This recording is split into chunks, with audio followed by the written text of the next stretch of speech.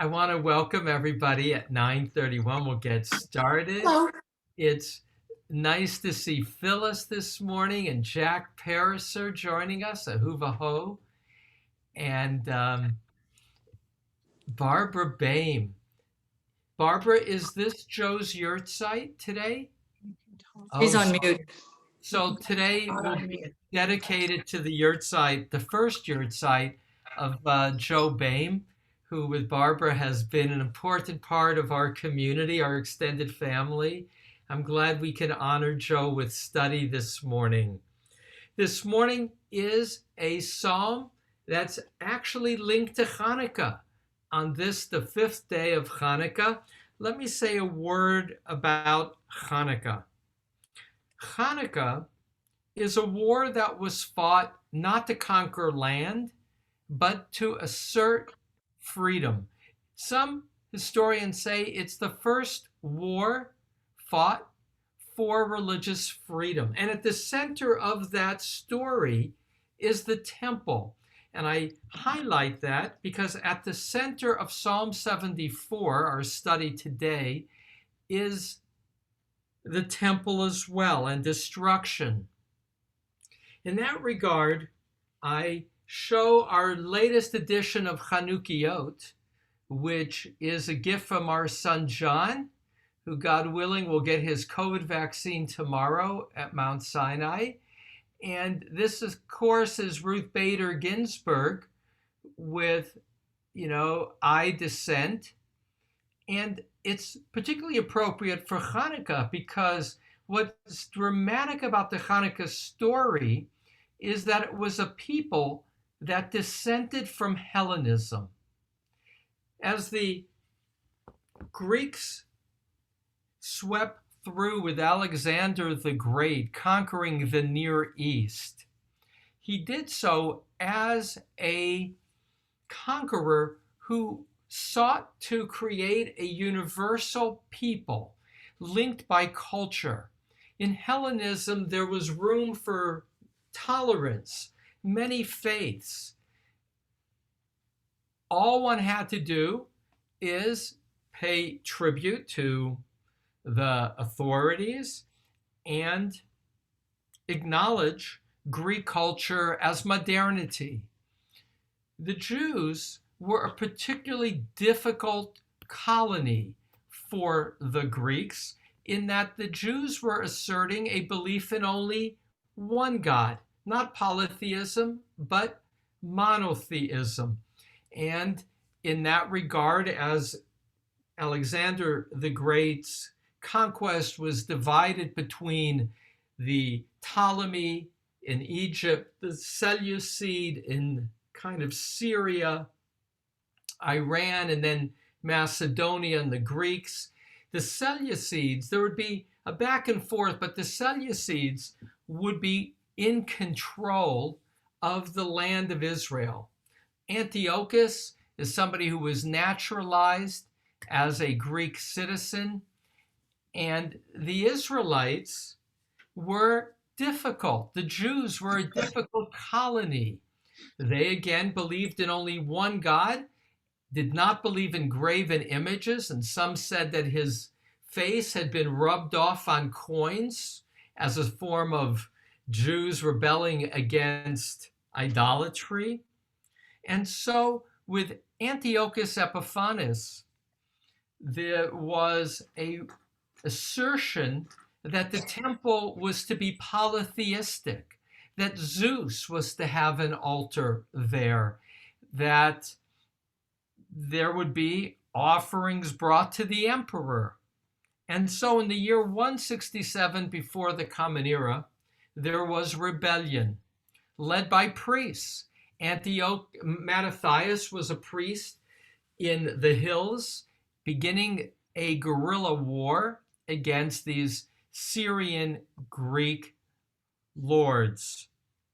Well, our psalm, Psalm 74, focuses on this theme of independence, of Jerusalem with a temple that is a symbol of that quality of independence of worship, of a God who is a creator who cares about justice. The temple was built by Solomon around the year, a little after the year 1000 before the Common Era, and it would be destroyed by the Babylonians in the year 586 before the Common Era, meaning over 400 years of a central place of worship.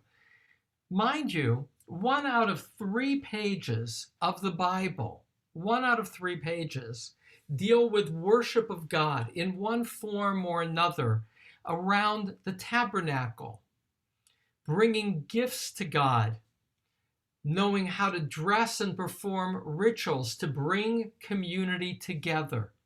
When the first temple is destroyed, it is a time of enormous trauma, not only because of enormous destruction, but because of a loss of a sense of self, of identity, of worship. Listen to these words from the book of Lamentations, which we chant at, also in Hebrew, Echa, that we chant on Tisha B'Av. In blazing anger, he has cut down all the might of Israel. He, God, has withdrawn his right hand in the presence of the foe. He has ravaged Jacob like flaming fire, consuming on all sides. Verse 5, the Lord has acted like a foe, laid waste Israel, laid waste all her citadels, destroyed her strongholds, has increased within fair Judah mourning and moaning. God has stripped God's booth like a garden, destroyed God's tabernacle. The Lord has ended in Zion festival and Sabbath. In God's raging anger, God has spurned king and priest. For the prophets, the enemy was a vehicle of God, because God was supreme in power, a punishment for sin. And more, God had a covenant who would remember Israel and allow for the rebuilding of that temple. And indeed, within 70 years, as Jeremiah had prophesied.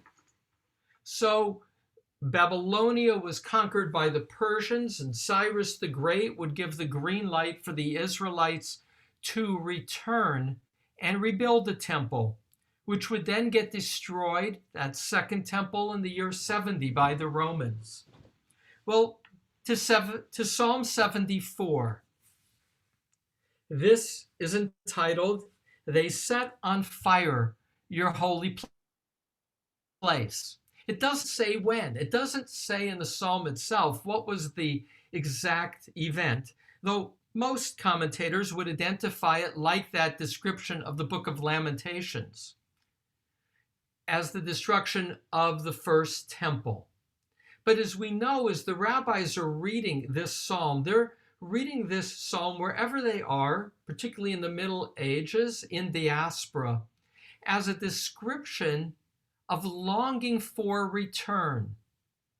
They're reading it not only as a description of the first temple, they will also read it as a description of the Hanukkah story and the longing and the success in reclaiming the temple. And they will describe this Psalm 74 as the anthem of diaspora, a psalm that longs for reclaiming the land, and the symbol of that reclamation is the reclaiming of the sanctuary. With that said, keeping one eye on the clock, it's time to read to you Psalm 74. It's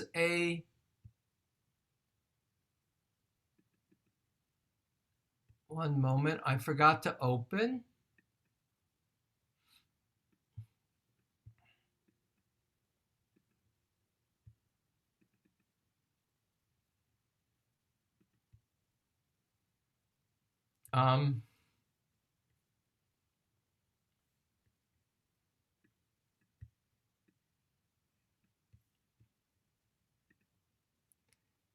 All right, now I'll bring it up.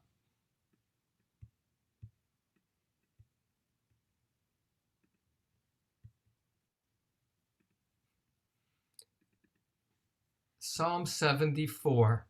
And as is my way, I tend to title the Psalms from a key verse. I will acknowledge, just for you to have kind of a guide before I begin to read, that this psalm is composed of 4 parts. The first 3 verses will be an introduction. Then verses 4 to 12 will be describing the present as ongoing destruction. Then verses 13 to 17, the third part, will be looking to the past, describing God's power of deliverance. And the last, verses 18 to 23, will look to the future, calling on God to create change. A maskil of Asaph. Why, God, do you abandon endlessly? Smoldering is your anger against the flock of your tending. Remember your community whom you acquired long ago. You redeemed the tribe of your inheritance, this Mount Zion where you dwell. Lift up your footsteps toward the destruction, ongoing. All the desecration of the enemy in the holy place.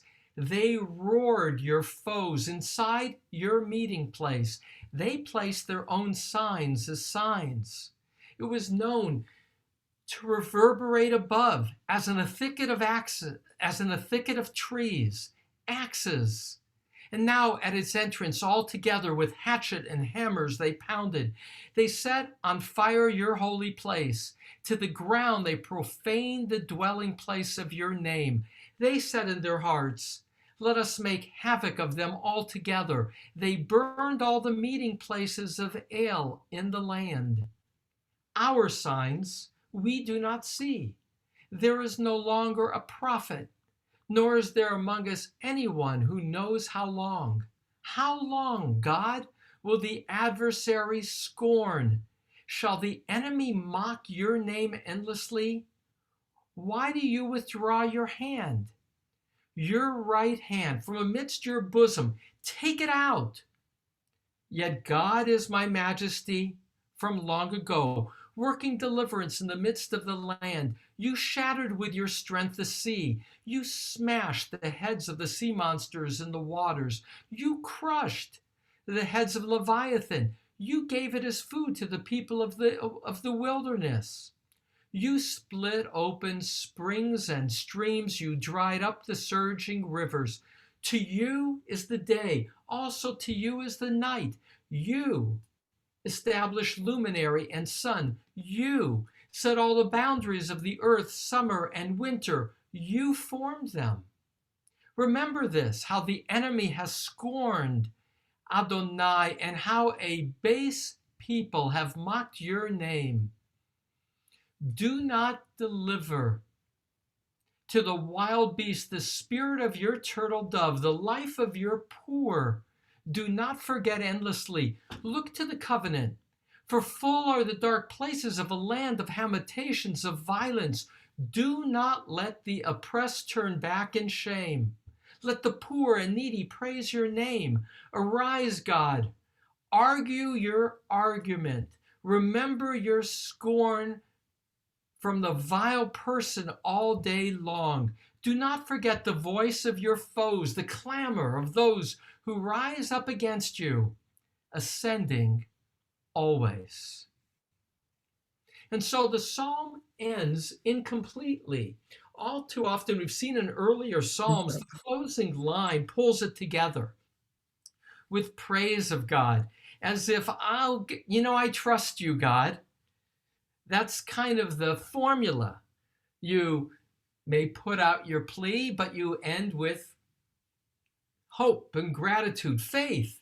Here, this psalm ends with a plea, just like it began. This psalm began, if it's a supplication, in an odd way, namely questioning God. Why, God, do you abandon endlessly? It feels unending, which again, you could see how this would become an anthem of galut, of dispersion, of homelessness for the Jewish people, as this psalm would become a central psalm, although remarkably not a psalm that found its way into liturgy in an ongoing way, but was a psalm that was turned to express longing. And yet, as I noted, there is this sense of incompleteness, of calling on God to remember. The word remember appears 3 times, verses 2, 18, and 22. And al tishkach, don't forget, that appears twice. So there's a sense that God is the God of a covenant, of a relationship, of a history with the people. And that's the context for hope.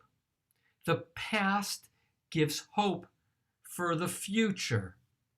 And indeed, there's another word that appears over and over, and that is lanetzach. We see it in verse 1. Endlessly. We get endlessly, lanetzach, second line, the last word. Why, God, do you abandon endlessly?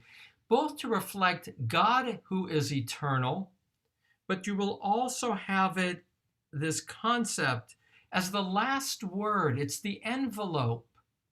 You ascending always. Here it's a different word. It's tamid. It's always. The sense of God transcending time and yet living in a time that feels as if it's open-ended in a way that's a source of anxiety, of incompleteness. And so the first 3 verses, which are the introduction, really sum up the whole psalm. It begins with this questioning of God, and we'll get more questioning of God later on, which is also kind of interesting. We'll get it in verse 11. In fact, let me go to verse 11 and then back to the beginning. Verse 11, why do you withdraw your hand? Your right hand from amidst your bosom, take it out. There's this quality of pleading with God to take action. It's a psalm where I put in a number of exclamation points, I think 3, because there's the sense of such urgency. And look at verse 10. Urgency among what feels endless, which is the mocking of the enemy. It's not only the destruction, it's the sense that they who destroyed, or later on in medieval times, those among whom we live, for whom we become a symbol of God's rejection of us, of a new Israel, they mock us, and thereby they mock you. Martin Cohen, in his analysis of this psalm, will raise the question, when people mock Israel, do they not simultaneously mock God? For Israel is identified with God. And so back to the beginning, the introduction foreshadowing what will unfold in Psalm 74, there's a sense of feeling abandoned by God, that God is smoldering in anger against the flock. The last word, the flock of your tending, for some, because the nature of poetry, particularly with Hebrew, can have more than one translation, and there it's the flock of your pastures instead of tending. Translations will go in both ways. And then this key word, remember. Remember your community, whom you acquired long ago. There's a long history. And the word ga'alta in verse 2, goel, has a legal significance. A goel is a redeemer within the family. That's the whole notion in the Bible. If somebody dies without a child, their next of kin must be the redeemer.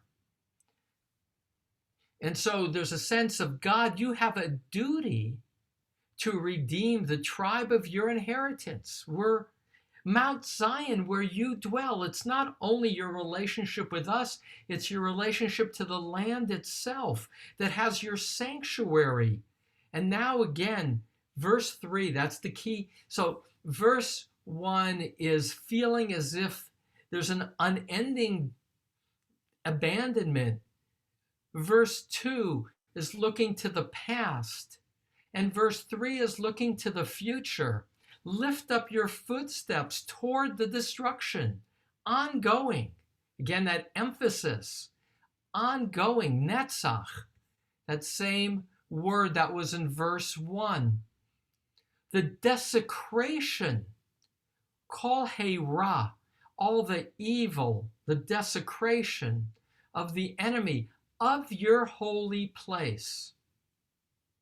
Some would translate this as simply sanctuary, but to keep it as it's in the Hebrew as holy place is to emphasize the connection to God as holiness. And now that, again, that second section, beginning with verse 4, that sense of destruction, and you can hear it. And that's how it begins. The foe is roaring with cries of victory. And now another word for that sacred place, Moadecha, your meeting place. And here they place their own signs as signs can mean a variety of things. And I translate it literally, signs as signs. It can be their banners of victory. It can be understood as a metaphor. They place their own declarations of victory as the ultimate victory. Or it can be understood as their signs of God, their idols. They place their idols, their Zeus, in the sanctuary. And here, again, literally, H-E-A-R, you can hear the sound of the walls, of the doors, with hatchets and hammers being destroyed. Verse 6, which I translate as entrances, as do many, can also be understood, pitucheha, in the description of the tabernacle, as the carvings. So there, for some commentators, the pounding with hatchets and hammers is the quality of desecration that they're going against all the engravings carved into the walls of the cherubim, of beauty, the art that was created to sanctify God's holy place. And they are saying in their hearts this word, ninam, let us make havoc. I translated as, is a word that only appears here in the Bible. And so, of course, as the nature of these hapax is, Rashi understands it as monarchy. Let us make a monarchy. Radak, as let us cause damage. Sforno,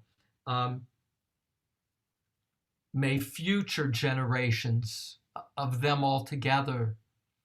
They burned all the meeting places of El. And here, back to the same word for sign. You see in verse 7, they place their own signs as signs. Now our signs, ototenu, we do not see.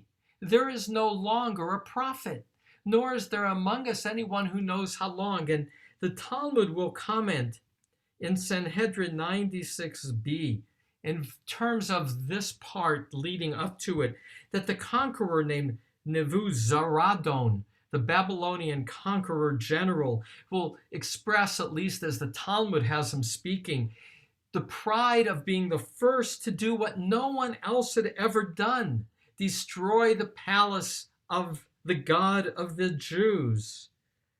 And regarding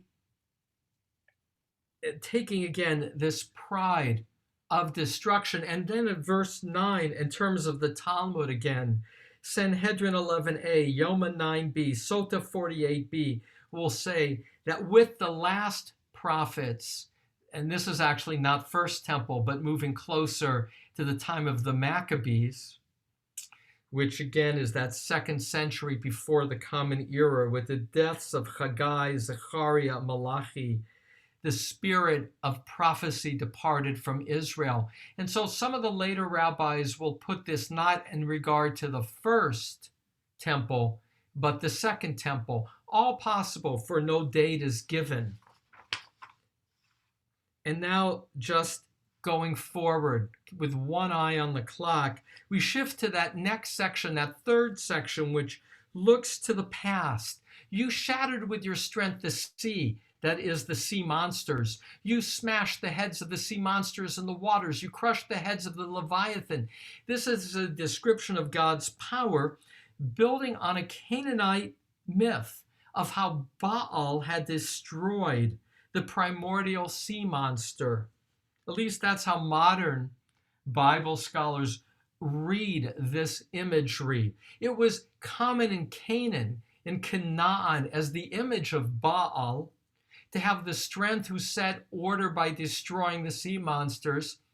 And here, that description is carried forward. I'll foreshadow Psalm 104, verse 26, which will have God playing with the Leviathan, a particular kind of sea monster. And now, shifting from God creating order, from conquering disorder to creating order, here we get God, you establish day and night, luminary, the moon, the sun, boundaries of seasons, which is to say, God, in these verses 13 to 17, you're the creator. You established nature. You conquered, building on this myth, you conquered any chaos within creation. And therefore, back to remember, that word which was part of the introduction in verse 2. Remember this, Zachor Zot, how the enemy has scorned Adonai, how a base people have mocked your name. And so God, you take action not only because you love us, but because you know this enemy, in destroying your temple and destroying your people, is simultaneously mocking you. Where's your pride, God? Do not deliver the wild beast, that's the enemy, the spirit, to this, the turtle dove. The turtle dove is the image of Israel, a gentle bird, a turtle dove identified with monogamy, faithfulness, and the life of your poor. That's us. We're the poor. We're the neglected. Do not forget endlessly. Back to the opening. It feels also endless. Look to the covenant, that agreement you made with our ancestors. Do not let the oppressed, that's Israel, turn back in shame. Let the poor and needy, that's Israel, praise your name. And now the end. Arise, God. And 22 and 23 flow together. Arise, God. I argue your argument, which is like Psalm 35 verse 1 begins the same way. Riva Adonai et yerivei. Strive, God, your striving, or argue your argument. Remember your scorn from the vile person all day long. Do not forget the voice of your foes, the clamor of those who rise up against you, ascending always. Robert Alter translates this last phrase, the din of those against you, perpetually rising. Well, to pull it together, because it's 10, and there's so much more that's to be said, and hopefully will in reaction to some of your comments. This is a psalm that is simultaneously pessimistic and optimistic. It's pessimistic in that it looks squarely at loss. It looks squarely at what appears to be unending. A destroyed Israel, a destroyed temple, a desecrated place of once dignity, now mockery. And at the same time, it's optimistic because God has a history with the people, and more, God has the power to triumph. And so Psalm 74 calls on God to remember, not to forget, 5 times. The land of Israel, the word Eretz, repeated 5 times. The word lanetzach, forever, 4 times. The words for mockery, 5 times. Like so many of the Psalms, this is a weave of repetition, but the most repeated word in Psalm 74, ata, you, repeated 7 times. You. The sense is that the psalmist has a relationship with God, that the psalmist can address God directly. And as we have seen, the ability, which is grounded in faith, to speak to God out of darkness is the greatest source of light, of hope. Hence, the symbol of hope, light of the menorah. All right, with this as a psalm well suited for Hanukkah, I now try to see all of you. It's wonderful to see who's appeared, to see that we have 20 screens. Psalm 74, I welcome your reactions and questions. One second, I got to get the Kaddish opened up here for after.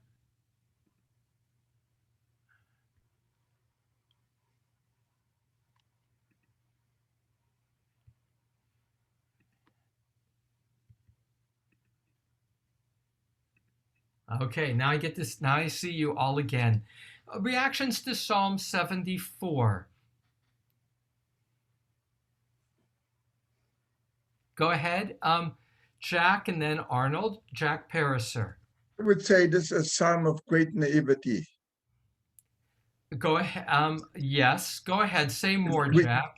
We don't accept or don't visualize that God could get angry and decouple. So let me react to Jack, who, my beloved friend, speaking to us from Seattle. There's a naivete, perhaps, a naivete that sees God, one, here's a fancy term, anthropopathic, which means giving to God human emotion, a God who gets angry, whose temper is smoldering. So that can be, on some level, naive if taken literally. So I agree with Jack. Many people take these images of God's emotions literally. I too would frame that as naive, but we are only human, and we who have emotions naturally project onto God emotions because we seek relationship with God. But here's what's not naive about this psalm. I began with reading from the book of Lamentations. We don't know who wrote it. Some modern scholars say Jeremiah. It's a description of the destruction of the first temple. On Tisha B'Av, when we chant the book of Lamentations, we do so as if the past is the present. It's traditional to chant it without lights in the room. So as sitting on the floor with candles. There's that wonderful story told, it may be false, but it's a wonderful story, of Napoleon walking by a synagogue and hearing wailing coming from inside and sending one of his officers to see what's going on. Why are they crying in the streets in a building in Paris? And the general comes back and he says, that's a religious service. The Jews are mourning the destruction of their temple.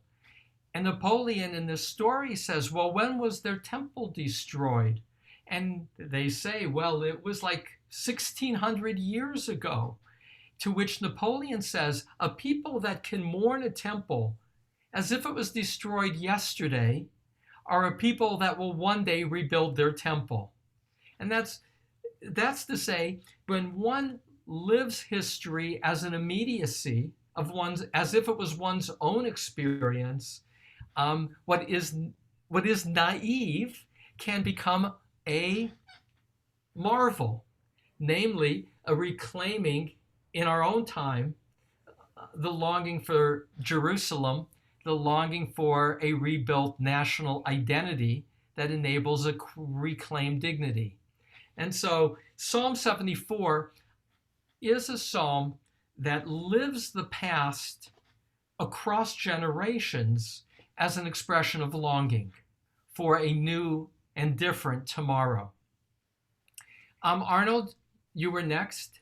Well, my reaction was that that the people felt abandoned by God, but what might have been even worse is if God abandoned them permanently, and which comes out to me in that last line. The concern that God might abandon the people forever, and that's even worse than call it a temporary abandonment. So when you say that, Arnold, where my mind goes is being Rashi, living in France, Christian country, 11th century, the end of his life, the Crusades beginning, and the sense for Rashi, or after him, Ibn Ezra also, living in that time of the Crusades, the sense that somehow we are, on one hand, abandoned. We have no power. We have no army. We have no ability to go back and retake our land. And it feels unending, that powerlessness. And that is, of course, the greatest fear, that this is permanent. And yet, that's where this psalm, written probably 1,000 years before Rashi, or 500 years before Rashi, we don't know its dating, is an expression of hope at the same time.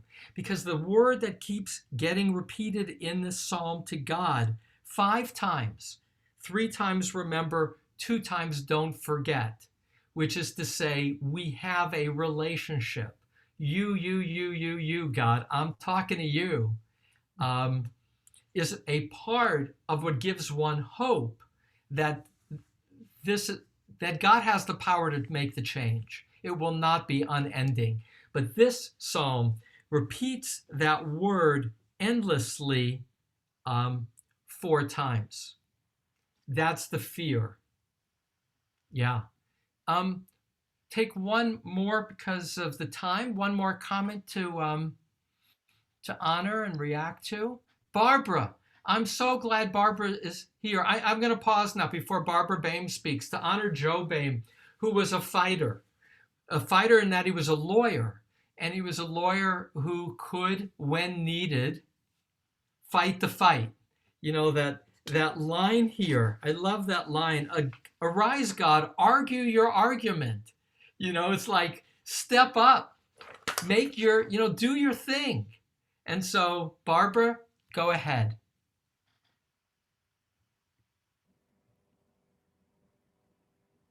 You got to unmute.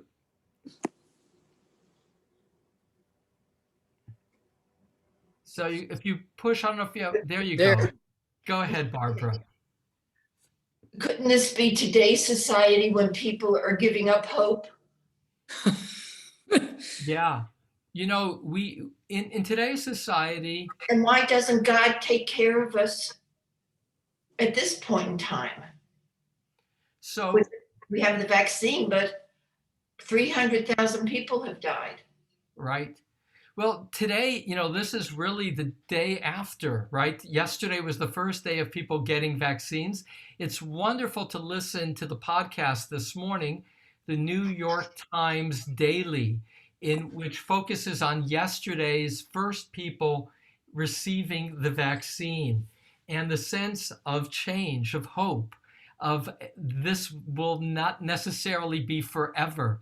But hopelessness is defined as forever. Hopelessness is defined as being in a box with no way out. That's the experience of deep depression.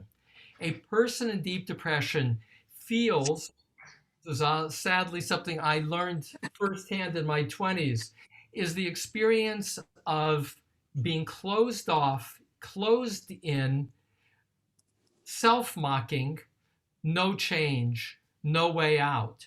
And that is part of the power of this kind of psalm. This kind of psalm, all the more, living when we live, with the sweep of history, knowing that in this case, Jews were able to return to the land of Israel after 2,000 years of exile.